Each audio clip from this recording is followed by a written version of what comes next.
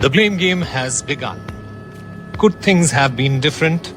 Among the over 100 people dead, 27 children and counselors from Camp Mystic, a Christian summer camp for girls.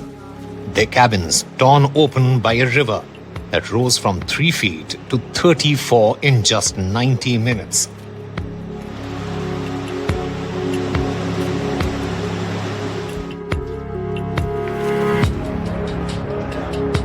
The National Weather Service did issue alerts via phones and weather radios as early as 1 a.m. on the 4th of July.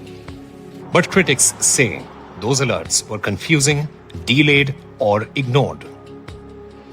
The most urgent warning describing a particularly dangerous situation came at 4:01 a.m.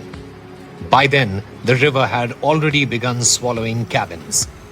Local officials didn't post evacuation orders on social media until after 5 a.m., far too late.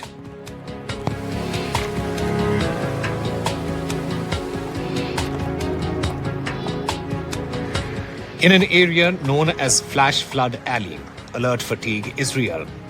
False alarms are common, and many residents say they either didn't get the message or didn't understand it.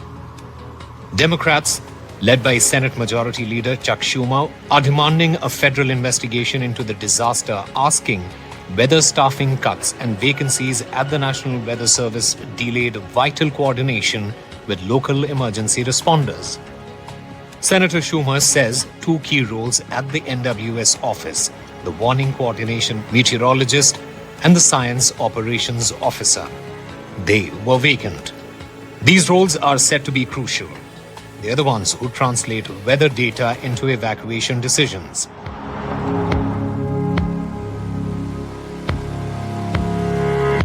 Unfortunately, in the wake of this once-in-a-generation natural disaster, we have seen many falsehoods pushed by Democrats such as Senator Chuck Schumer and some members of the media.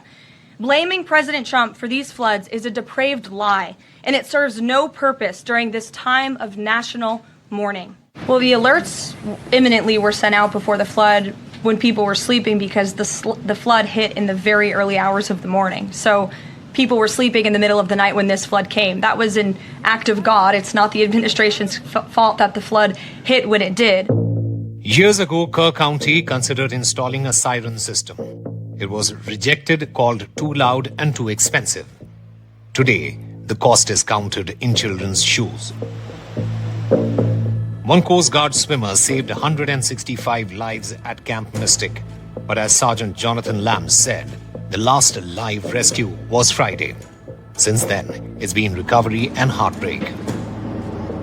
Riddhima Kedia's report for NDTV World.